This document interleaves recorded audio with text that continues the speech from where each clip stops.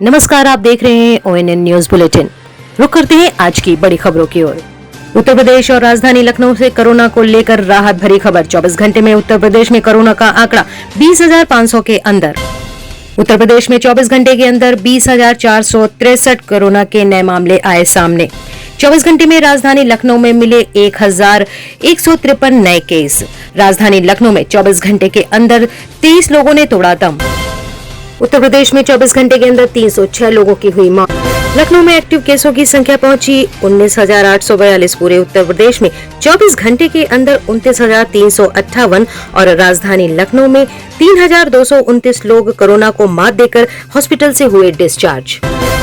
भारत में फैल रहे स्ट्रेन को WHO ने वेरिएंट ऑफ कंसर्न घोषित किया, लेकिन कहा वैक्सीन इसके खिलाफ असरदार। नेपाल में भी भारत जैसा हाल, बेड ऑक्सीजन की कमी, चिंताओं का अंबार। बिहार के पूर्व सांसद पप्पू यादव पटना में गिरफ्तार, लॉकडाउन उल्लंघन समेत कई आरोप। महाराष्ट्र के पूर्व गृह मंत्री अनिल देशमुख के खिलाफ ईडी ने दर्ज किया केस, CBI के FIR को बनाया आधार। बच्चों के लिए आ गई कोरोना वैक्सीन, अमेरिका में 12 से 15 वर्ष के बच्चों के लिए फाइजर के टीके को मिली मंजूरी। मोदी सरकार की आलोचना पर भड़के JP नड्डा, सोनिया गांधी को चिट्ठी लिखकर किया पलटवार। IPL 2021 के बचे हुए मैचों में इंग्लैंड के खिलाड़ियों का खेलना मुश्किल, ECB ने बताई वजह। बक्सर के बाद गाजीपुर में गंगा में बहते दिखे शव, DM ने दिए जांच के आदेश। कोरोना महात्रासदी में फंसा भारत, चीन ने लद्दाख सीमा पर तैनात किए घातक रॉकेट लॉन्चर। अफगानिस्तान में भारतीय राजनयिक विनेश कालरा का निधन, कोरोना संक्रमण के बाद काबुल के अस्पताल में थे भर्ती। राहुल गांधी का प्रधानमंत्री मोदी पर हमला, कहा PM वो गुलाबी चश्मा उतारो जिसमें सिर्फ सेंट्रल विस्टा दिखता। अनंतनाग में आतंकवादियों और सुरक्षा बलों में मुठभेड़, लश्कर के 3 आतंकवादी फंसे। WHO ने कहा भारत में हालात चिंताजनक, कोविड-19 के सही आंकड़े दिखाना जरूरी। खबरें विस्तार से। विश्व स्वास्थ्य संगठन WHO ने कोरोना की दूसरी लहर में भारत में फैल रहे स्ट्रेन को वैश्विक स्तर पर चिंताजनक वेरिएंट ऑफ कंसर्न बताया है। उसका कहना है कि भारत में सबसे पहले अक्टूबर में पाया गया यह वेरिएंट ज्यादा संक्रामक लग रहा है और यह आसानी से फैल सकता है। WHO की चीफ साइंटिस्ट सौम्या स्वामीनाथन ने भी कहा है कि मौजूदा वेरिएंट के खिलाफ वैक्सीन और जांच कारगर है। साथ ही कहा कि इलाज भी पहले वाला ही दिया जा रहा है। ये लोगों को इसमें बदलाव लाने की जरूरत नहीं है, बल्कि उन्हें आगे आकर वैक्सीन लगवानी चाहिए। भारत का पड़ोसी देश नेपाल भी कोरोना वायरस की दूसरी लहर के चंगुल में जकड़ता जा रहा है। करीब 3 करोड़ की आबादी वाले इस छोटे से देश में पिछले महीने तक एक दिन में संक्रमण के करीब 1,000 मामले दर्ज किए जा रहे थे, लेकिन अब वहां एक दिन में 10,000 के करीब मामले आ रहे हैं। नेपाल के स्वास्थ्य मंत्रालय के मुताबिक सोमवार को वहां पिछले 24 घंटों में संक्रमण के 9,127 नए मामले और 139 मौतें दर्ज की गई हैं। बिहार के पूर्व सांसद पप्पू यादव को मंगलवार पटना में मंदिरी स्थित उनके आवास से पुलिस ने गिरफ्तार कर लिया है। पप्पू यादव सुबह के समय PMCH के कोविड वार्ड में गए थे। उन्हें फिलहाल गांधी मैदान थाने पर रखा गया है।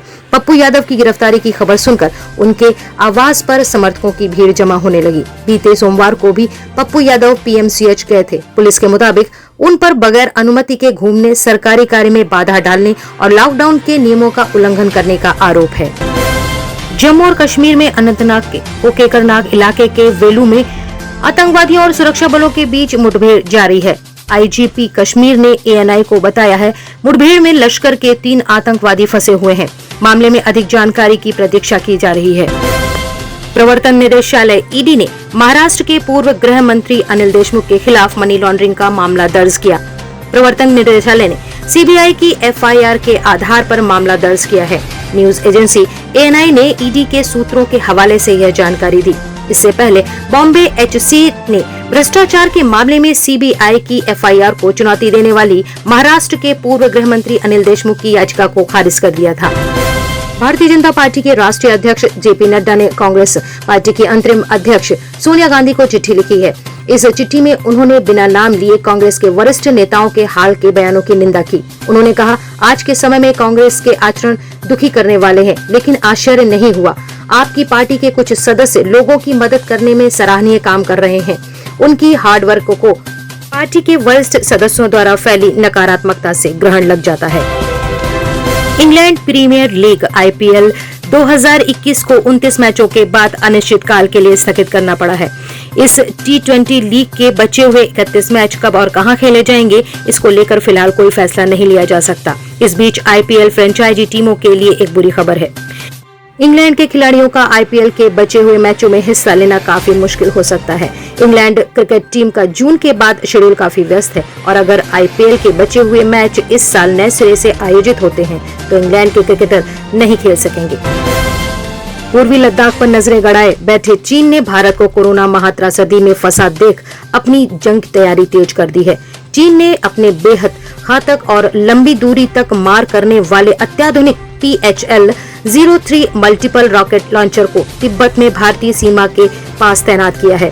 चीन के सरकारी टीवी चैनल CCTV की रिपोर्ट के मुताबिक इस लॉन्चर को भारतीय सीमा पर तैनात शिंगचिंगयोक कमांड को सौंपा गया है।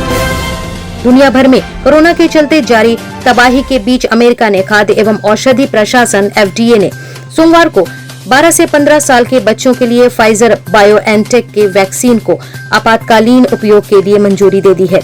FDA ने बताया कि कोरोना के खिलाफ लड़ाई में एक और महत्वपूर्ण कार्यवाही करते हुए हमने 12 से 15 वर्ष के बच्चों में आपातकालीन उपयोग के लिए फाइजर बायोएनटेक कोविड-19 वैक्सीन को अधिकृत किया है।